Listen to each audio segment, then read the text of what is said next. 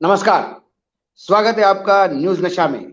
लेकर आया हूं आपका अपना कार्यक्रम। सत्य डोलता है तो अशोक वानखेड़े बोलता है। सत्य कहाँ डोला जो आज बोलना पड़ रहा है। दुर्भाग्य है कि सत्य सर्वोच्च न्यायालय में बोला गया, डोला गया। मैं बात कर रहा हूं आपको उस किसान आंदोलन की जिसने इस देश के केंद्रीय सरकार को घुटने टेकने के लिए मजबूर किया।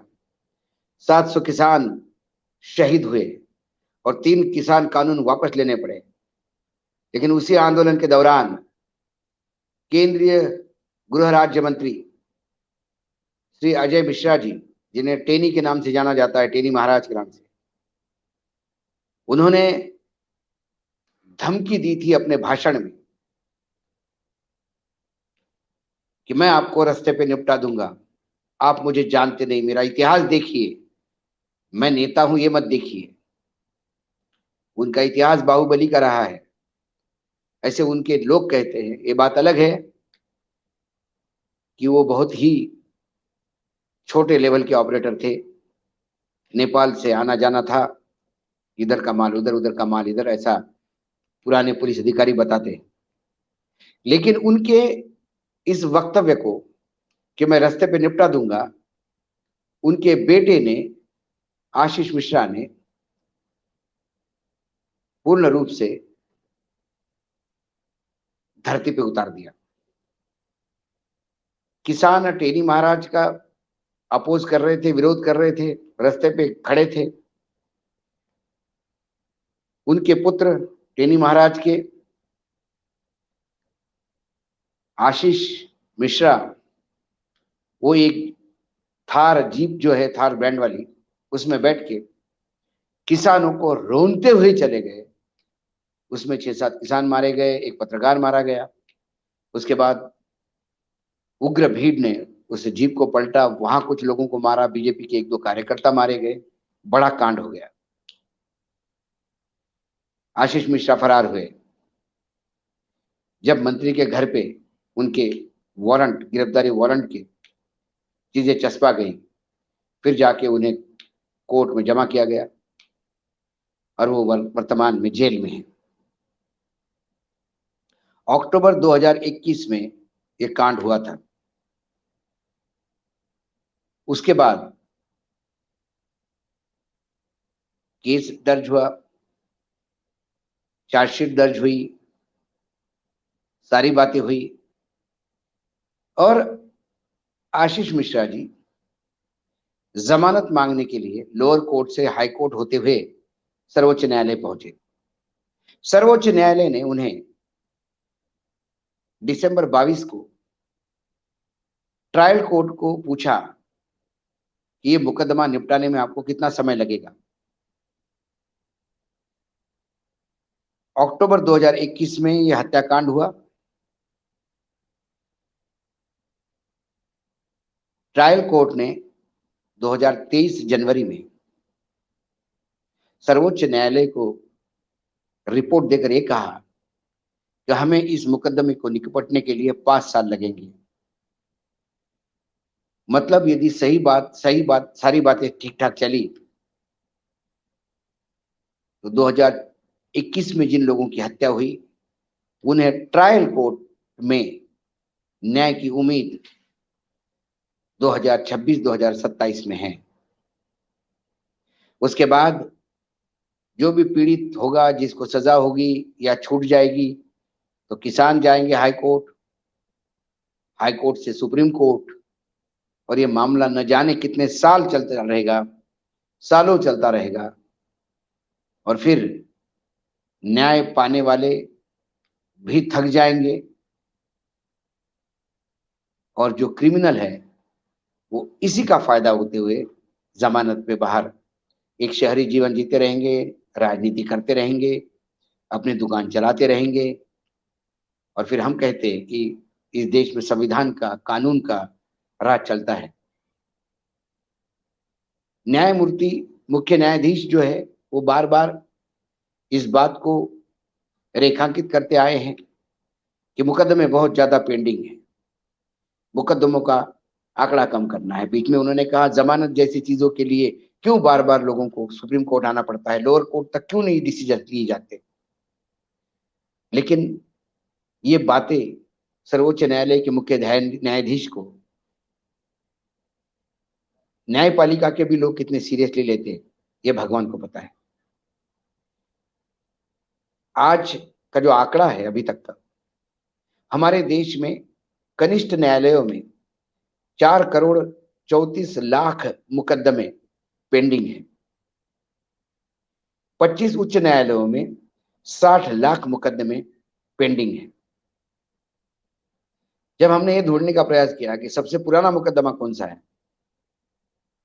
तो पता पड़ा वेस्ट बंगाल में 3 अप्रैल 2052 का 1952 का एक दीवानी मुकदमा है प्रॉपर्टी के बंटवारे को लेके।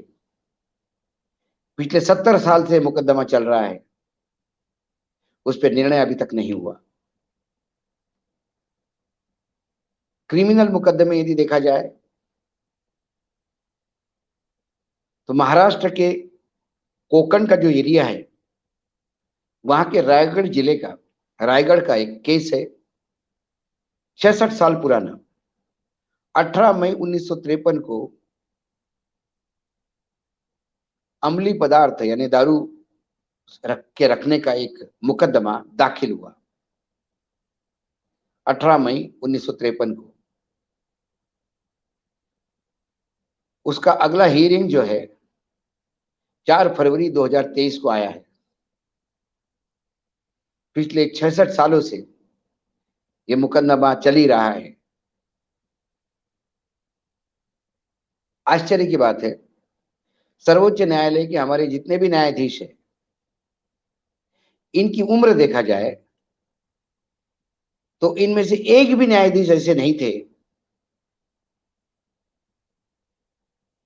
कि ये जो रायगढ़ वाला मुकदमा है या बंगाल वाला मुकदमा है, ये इनके पैदा होने से चल रहा है। हमारे सर्वोच्च न्यायालय में सबसे उम्र दराज जो जज साहब है वो दिनेश महेश्वरी है, जिनका जन्म 15 मई 1958 को हुआ है। और दीवानी न्यायालय का मुकदमा जो पेंडिंग है वो 1952 का है। और ये जो क्रिमिनल मुकदमा है वो 1953 का है। यानी महेश्वरी जी पैदा होने के 6 साल पहले से ये मुकदमे चल रहे हैं। हमारे सारे जज साहब रिटायर्ड हो जाएंगे, लेकिन ये मुकदमा अभी तक लोअर कोर्ट से ऊपर कोर्ट तक भी नहीं आया। ये हमारे न्यायपालिका की सच्चाई है। ऐसा क्या कारण है कि आशीष मिश्रा के केस में, लखीमपुर खीरी वाले इस केस में लोअर कोर्ट को लगा उनको 5 साल लगेंगे। चार्जशीट फाइल हुई है, गवाह पेश होने हैं, जिरह होनी है, लेकिन इतने हाई प्रोफाइल मुकदमे को यदि 5 साल लग रहे होंगे तो जो अननोन केसेस है उनको तो 15 साल, 25 साल, 35 साल, 45 साल, 50 साल तो आम बात है। तो फिर न्याय मिलता कहाँ है? Justice delayed is justice denied. यदि न्यायदान का काम में देरी हो तो वो अन्याय ही समझा जाए, ऐसा माना जाता है। क्या सर्वोच्च न्यायालय लोअर कोर्ट को लताड़ के एक समय फिक्स करेगा कि 6 महीने के अंदर आप इसका निर्णय कर दीजिए? यदि राम जन्मभूमि का डे टू डे हियरिंग हो सकता है तो ये इतने हाई प्रोफाइल मामले में डे टू डे हियरिंग क्यों नहीं हो सकता? या इसको लंबित कर, क्योंकि जितने ये मुकदमे लंबित होते हैं, देरी हो जाती है इनमें, उतना क्रिमिनल्स को फायदा होता है। क्योंकि न्याय की मांग करने वाला जो पार्टी होती है सामने की, वो धीरे धीरे टूटती है, उसके बाद पैसे खत्म हो जाते हैं, नई पीढ़ियां आती है सामने। उस पीढ़ी को लगता है कि पुरानी पीढ़ी जबरदस्ती लड़ रही है, क्या मतलब है, छोड़ दीजिए इसको, और फिर धीरे से वो क्रिमिनल छूट जाता है। तो फिर न्याय कहां मिला? सर्वोच्च न्यायालय को चाहिए कि इसमें कुछ बदलाव करें। कई बार ताज्जुब लगता है, जोशी मठ में रोज क्रैक्स बढ़ रहे हैं, मकाने ढह रहे हैं, पूरा जोशी मठ बैठने की स्थिति में आ गया है। ऐसे इमरजेंसी वाले इशू को भी सर्वोच्च न्यायालय के पास समय नहीं होता। वो बोलते हैं कि अभी इसको तुरंत सुनवाई वानवाई के लिए नहीं ले सकते, समय आने पे लेंगे। तो जब जोशी मठ बैठ के हजारों लोग मर जाएंगे, उसके बाद लेंगे। हमने ये बात भी देखी है, जब लॉकडाउन हुआ और लाखों लोग रास्ते पे निकल चुके, तब जब रिट पिटीशन फाइल हुई तो उस रिट पिटीशन को रिजेक्ट किया सर्वोच्च न्यायालय ने। और जब मामला बहुत ज्यादा गंभीर हुआ, लोग रोड पे मरने लगे, ट्रेन से कट के मरने लगे, ट्रेन रूट पे लोग चलने लगे, तब सुओ मोटो कॉग्निजेंस लेते हुए रिट पिटीशन फाइल करवाई और फिर उसने नोटिस इशू हुए। क्या न्यायपालिका भी शहादत मांगती है? सरकारें तो खून मांगती है, ये हमने देखा। किसान आंदोलन में जब तक 700 लोग शहीद नहीं हुए तब तक सरकार टस से मस नहीं हुई। ऐसे कई आंदोलन हैं जहां खून बहा जाता है और उसके बाद सरकार उसको सीरियसली लेती है। लेकिन न्यायपालिका से तो न्याय की उम्मीद है। यदि न्यायपालिका भी शहादत के ऊपर चलने लगी, शहादत को लेकर सीरियसनेस समझने लगी, तो फिर आम आदमी कहां जाएगा? क्योंकि इस देश में जब सत्ता पक्ष सिर्फ चुनाव लड़ना ही उसका काम समझ सकता है, विपक्ष सिर्फ अपनी दुकान कैसी चले इस पे ध्यान देता है, ऐसे में ब्यूरोक्रेसी भ्रष्टाचार से लिप्त है, मीडिया पूर्ण रूप से बिक चुका है।